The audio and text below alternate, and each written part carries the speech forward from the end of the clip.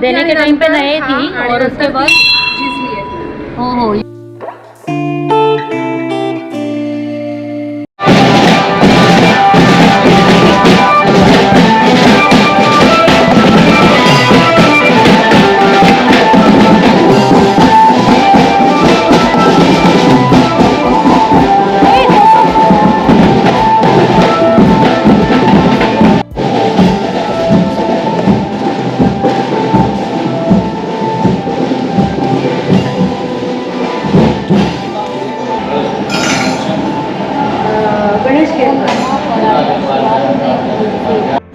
बोला महाराजाचं महत्त्व. ओम नमः पराय शिवात्मने वेतालायनमा हा वेतोबाचा मूल मंत्र आहे.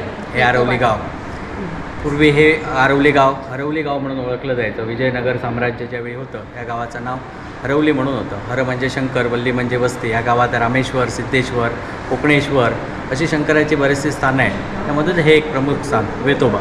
हा वेतोबा पूर्वी वेताळ म्हणून ओळखला जायचा.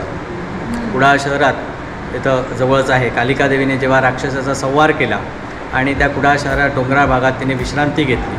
पुढे मच्छिंद्रनाथाने त्या कालिका देवीकडनं शाबरी मंत्र मागितला. ते सहजपणे देणं घेणं झालं नाही. त्यात युद्धही झालं. त्यावेळी शंकर प्रकटले आणि त्यामधली ही वेताळ ही देवता. आपल्या कोकण किनारपट्ट्यात 143 वेताळ देवता आहेत. त्यामुळे हे एक स्थान वेतोबा.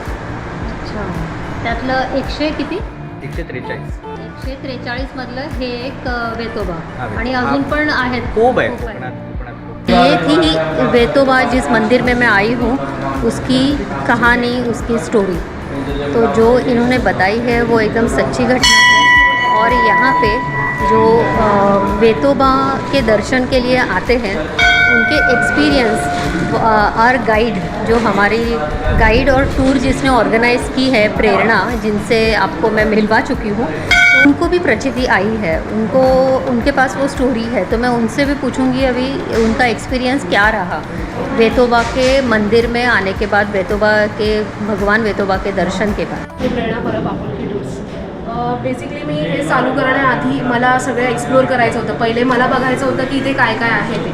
आणि त्यावेळेस कोरोना झाल्यानंतर मी सगळं गाड्या वगैरे सगळं त्यावेळेस बंद होतं. मी जस्ट बाहेर पडली बघायचंच आहे म्हणून. मग मी एक एक गाडी जशी भेटते, कोणाची स्कूटर, त्याच्या मागे सीट येऊन बसून मग मी म्हटलं की मला वेतोबाकडे जायचंच आहे कसं म्हणलं. सो माझा हा एक्सपिरियन्स आहे.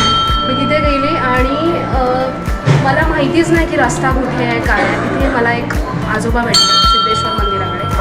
त्याचं जे वेतोबाचं मूळ आहे ते सिद्धेश्वर मंदिराच्या पाठीमागे एक फणसाची मूर्ती आहे. ती स्टार्टिंगला तिथे मिळाली होती आणि नंतर ही बनवली ती पंचधातूंची मूर्ती. तिथे मी आता मला तिथेला पण माहिती नव्हतं की तिथून रस्ता कसा काय आहे. सो तिथे मला एक आजोबा भेटले. त्यांनी पूर्ण माहिती दिली आणि ते माझ्यासोबत दुपारच्या उन्हात चालत इथेपर्यंत आले म्हणजे देऊळ दाखवायला. आणि माझ्यासाठी ते हे होतं की मला रस्त्यात त्यांनी एकटा नाही टाकलं कुठेच. मी एकटी होती आणि त्यांनी सोबत दिली. तेव्हा कळालं की वेतोबा सोबत आहे त्याच्या. आणि परत त्याने नेऊन तिथे मला सोडलं. सो आपने सुना फ्रेंड्स, इनकी भगवान वेतोबा ने इनकी मदद कैसे की. तांबड्याची चपलं लागतात. सो रात्रभर तो या गावामध्ये भटकत असतो. सिक्युरिटी करण्यासाठी. आणि जी चपला दिली आहेत ना ती प्रत्येक चपला झिजलेली आहे. म्हणजे अच्छा, यूज केल्यासारखी झाली. पण ॲक्च्युली दिलेली नवीन होती. देने के आणि टाइम पे नंतर- नए थी हाँ, आणि और उसके नंतर बाद ती झिजली आहे. हो यूज करने के बाद कैसे होती है वैसे होती है. जागृत आहे. जागृत देवस्थान आहे. या झाडा इथे सुरंगीची देवाला म्हणजे सुरंगीची झाडं फुलं आवडतात. सुरंगीचं मी तुम्हाला गजरा हां तो ब्राऊन कलरचा गजरा. सो इथे एक इथे सीझन एक पण नाही असतो. भेटला. आता सीझन असतो त्या टायमाला पूर्ण सुरंगीचं हे करतात आणि सुरंगीची फुलं एक्सप्लोर.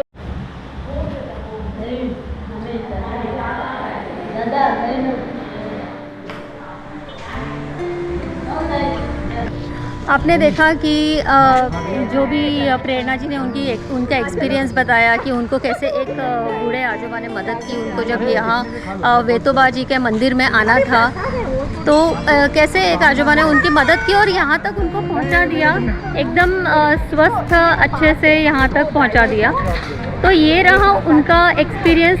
उस एक्सपीरियंस से हमें क्या सीख मिलती है कि वेतोबा यहाँ भी है.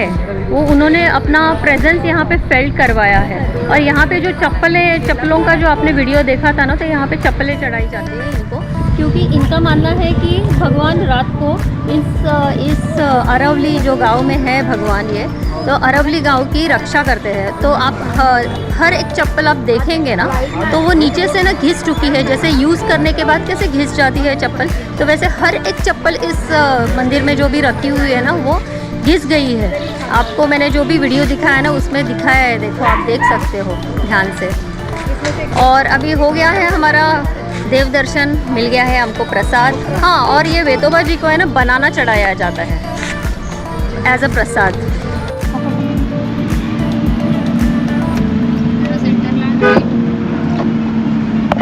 बस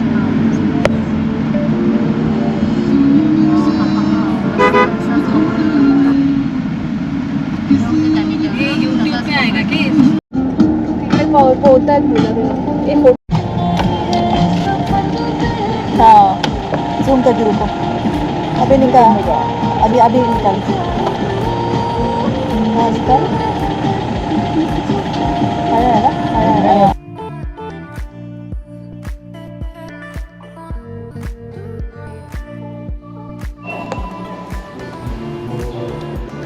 खाजना देवी माता मंदिर, खाजना देवी माता की मूर्ति मैं आपको दिखा देती हूँ।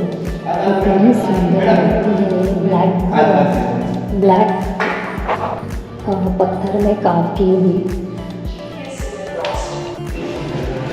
ये है खाजना देवी माता का मंदिर।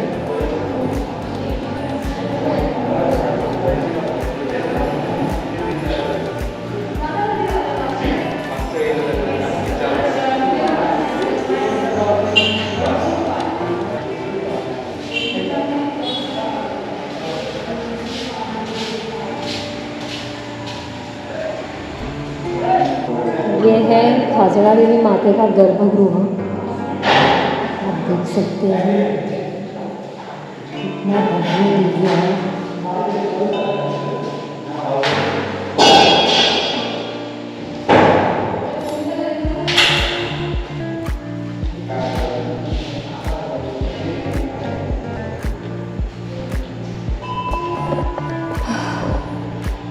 खाजना देवी माता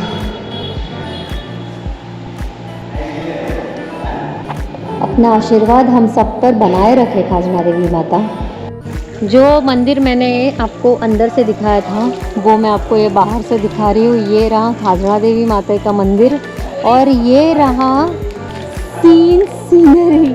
आप देख सकते हो ये व्यू, एक्सीलेंट, अमेजिंग, बोल नहीं है, शब्द नहीं है इसको बयां करने के लिए कि मुझे क्या लग रहा है। ये amazing view from here.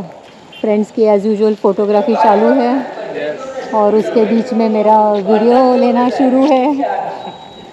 Sorry हाँ, थोड़ा मैं आगे चली जाती हूँ।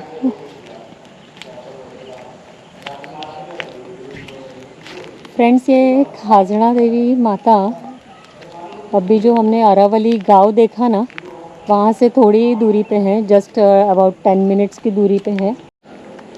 10 मिनट की दूरी पे अंसुरपाल गांव है, उसमें ये माते का मंदिर है। तो आप इधर आ सकते हो और आप भी देख सकते हो। अभी तो बारिश का सीज़न आएगा तो ये तो और भी एकदम ग्रीनरी हो जाएगी। यहाँ पे हर जगह पे ग्रीनरी आपको दिखाई देगी, हर जगह झाड़। ओहो हो। और ये सारे की सारे नारियल के ही पेड़ हैं ज़्यादातर, आप देख सकते हो, ज़्यादातर नारियल के ही पेड़ दिखाई देते हैं यहाँ पे। तो फ्रेंड्स, हमने जो खाजना देवी माता देखी है, अभी उनके बैक स्टोरी भी हम सुनते हैं। प्रेरणा की जुबानी। येस, नमस्कार. वेंगुर्ल्यामध्ये अणसूरपाल नावाचं गाव आहे आणि या गावामध्ये खाजना देवी ह्या देवीचं एक महत्त्व आहे. ही सुद्धा एक जागृत देवस्थान आहे. तर ह्याची स्टोरी अशी आहे की इथल्या एका मच्छीमाराला, इथे आपला एक पूल भेटतं मोचेमाडकडून पुढे जातं ते, तिथे मच्छीमाराला एक मूर्ती मिळाली होती आणि ती मूर्ती मिळाल्यानंतर त्याच्या स्वप्नात येऊन देवीने सांगितलेलं की तुझ्या इथला हा जो पर्टिक्युलर एरिया आहे तिथला डोंगर आहे तो उंच होणार आणि मला उंच होऊन तिथे बसून माझ्या 7 बाकीच्या ज्या बहिणी आहेत तिच्या देवीच्या त्या एका पॉईंटवरून सगळ्यांना बघता येईल असं, पण मी तुला भेटली आहे हे तू कोणालाच सांगायचं नाही. पण त्याने बरेच दिवस कंट्रोल केला की नाही सांगायचं म्हणून. हळूहळू हा डोंगर मोठा होत गेला देवीचा जो आहे तो, एक दिवस जसं वाढतो तसा. पण त्याच्या बायकोला त्याला म्हणजे राहवलंच नाही, पोटात राहिलं नाही, त्याच्यामुळे त्याने आपल्या बायकोला ही स्टोरी सांगितली. आणि पण असा होता की तू सांगायचंच नाही, ह्याने सांगितल्याबरोबर सांगितलं गेलं. मग तो एक कोप झाला देवीचा, त्याच्यामुळे त्याला वाघाने हे केलं, खाल्लं. ओके. आणि हा डोंगर काय अजून वाढला नाही, डोंगर तिथेच राहिला मग. आणि मग ते सगळं डेव्हलप करून इथे मंदिर उभारण्यात आला. Okay okay, nice story. So friends, आपने स्टोरी सुनी और आपको कैसे लगी मुझे ज़रूर बताइए. ये जो 2 झाड़ आपको दिख रहे हैं इसके बराबर बीच में मंदिर है जो अंधेरे की वजह से आपको दिख नहीं रहा है.